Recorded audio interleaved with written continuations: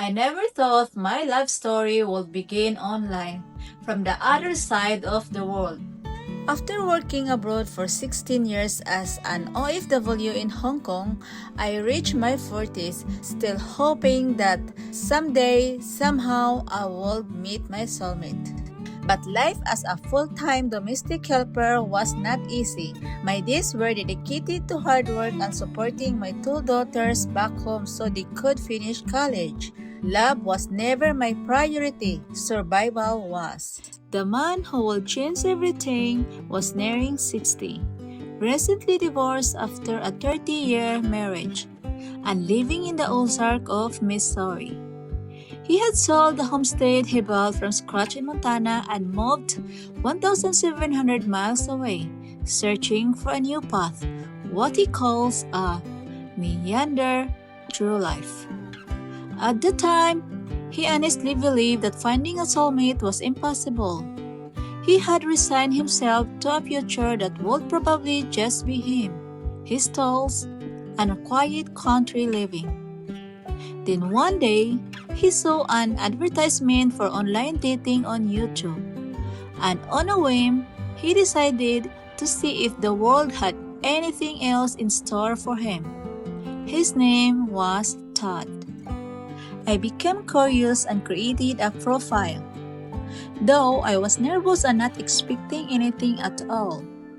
One day, I received messages from him, and when I saw Todd's profile and his dreams of traveling, finding a place to retire, and starting a business, I honestly replied, "I don't think I'm qualified based on your profile." I was not trying to be clever. I was not playing games. I genuinely thought I was saving us both some time. But Todd did not click away. He said my honesty was so refreshing that it begged the question, what the heck? That one response sparked a connection that felt like we were two long-lost friends getting reacquainted. Even across the globe, our daily calls and video chat became the highlights of both our lives. He told me later that hearing my voice made him feel like he had finally found the person he had loved in a previous lifetime, and I felt the same way. It was a one-in-a-million chance, and somehow it found us both. We started talking in September 2022, and we were in a race against the calendar, waiting for pandemic travel restriction to lift and for Todd's passport to be renewed. Everything aligned perfectly when I had a Christmas break to return home from Hong Kong. His passport arrived just in time, and he flew out the day after Christmas. I flew to the Philippines first and spent a wonderful week with my daughters and family before heading to Davao to pick Todd up at the airport. When we finally saw each other for the first time, it felt unreal, yet it felt right, like something that was always supposed to happen.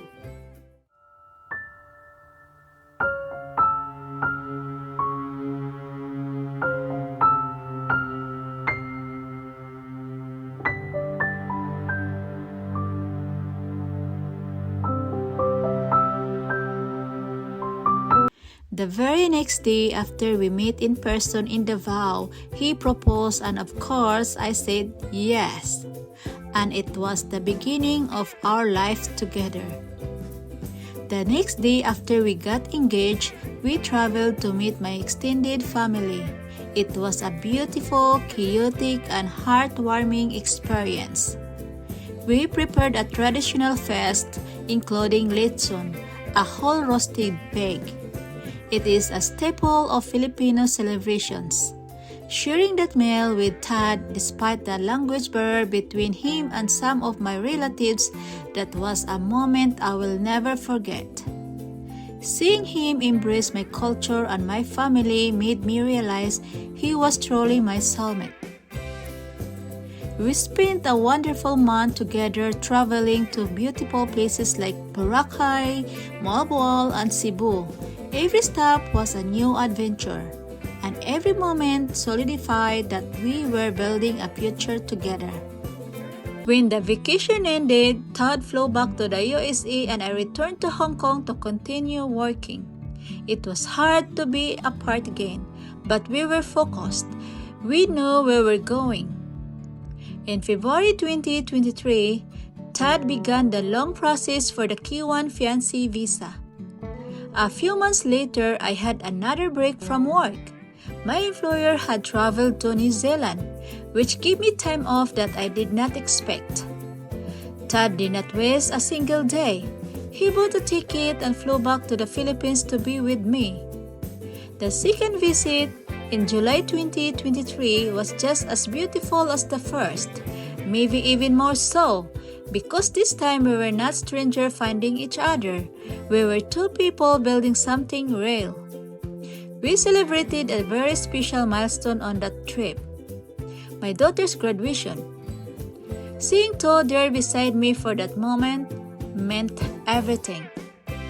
We also traveled together to Tagaytay, Dumaguete, and Cebu, making memories in the places I had called home my whole life, with the man I was going to spend my future with. We had another wonderful month together before I returned to Hong Kong and he headed back home. The waiting was hard. The paperwork was long. There were days when the silence from the visa office felt like it would never end. But we never lost sight of what we were waiting for.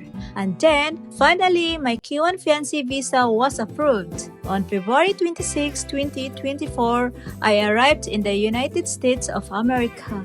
I had worked abroad for 16 years. I had always been the one leaving. This time, I arrived. We had a courthouse wedding on March 7, 2024.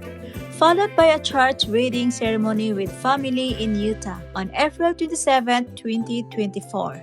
On February 4, 2025, when my daughter Mael arrived in the USA to join us, I had promised them one day we will be in the same place again. Today, we are building our home base together in Ava, Missouri. We're starting our own garden. We're building a life. So anyone watching this, especially single women, single mothers, and anyone who think it is too late to start over, don't lose hope.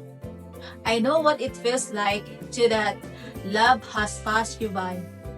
I spent years working far from home, putting everyone first, telling myself that a woman like me, always moving, always working, that was not meant for that kind of happiness. And Todd, he has given 30 years of his life to a marriage that left him feeling lost. Moved to a place where he knew almost no one, and told himself that finding someone at his age was simply impossible.